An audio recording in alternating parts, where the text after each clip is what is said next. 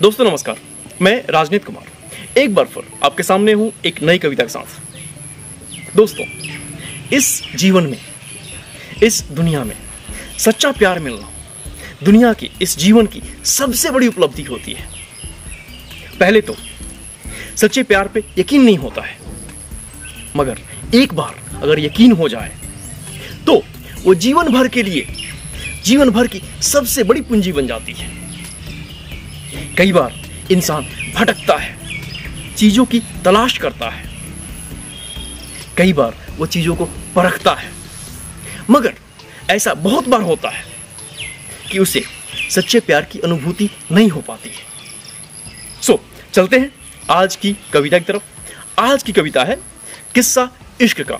कोई इसे किस्सों सा कहा गया, कोई इसे किस्सों सा कहा गया तो कभी ये आंसू बन के बह गया। कोई इसे किस्सों सा कहा गया तो कभी ये आंसू बन के बह गया। कभी भी मेरे पल्ले पड़ा ही नहीं, ये इश्क मुझे होते होते रह गया।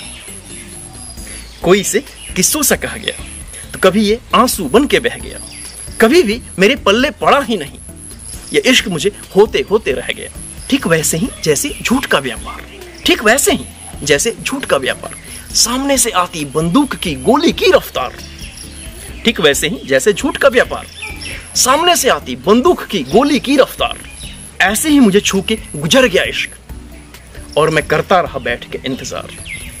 कैसे कहूं ये जीवन बेवफा निकला, कैसे कहूं ये जीवन बेवफा निकला, सबसे खुश बस मुझसे खफा निकला।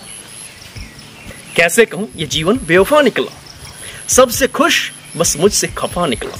इश्क मौजूद नहीं था अपने ठिकाने पे, जब मैं उसे ढूंढने लेके पता निकला। ढूंढते ढूंढते ढूंढ लाया मैं भूतों का संसार, ढूंढते ढूंढते ढूंढ लाया मैं भूतों का संसार। बर्फ की गर्मी मिली, मिला मुझे ठंडा अंगार। ढूंढते ढूंढते ढूंढ लाया मैं भूतों का संसार। बर्फ की गर्मी मिली, मिला ठंडा अंगार। फिर भी इश्क की कोई खबर न मिली, जो मैं ढूंढने निकला जहां में प्यार। जो कभी खो जाए तो मेरी धड़कन नहीं मिलती है, जो कभी खो जाए तो मेरी धड़कन नहीं मिलती है। सुबह सो के उठूं तो मेरी चप्पल नहीं मिलती है, जो कभी खो जाए तो मेरी धड़कन नहीं मिलती है। सुबह सो के उठूं तो मेरी चप्पल नहीं मिलती है। फिर आखिर ये इश्क मिलेगा कैसे, जब अपनी ही दो आंखें चंचल नहीं मिलती है। दोस्तों, ये मेरी कविता है। प्लीज मुझे बताइएगा आपको ये कविता कैसी लगी।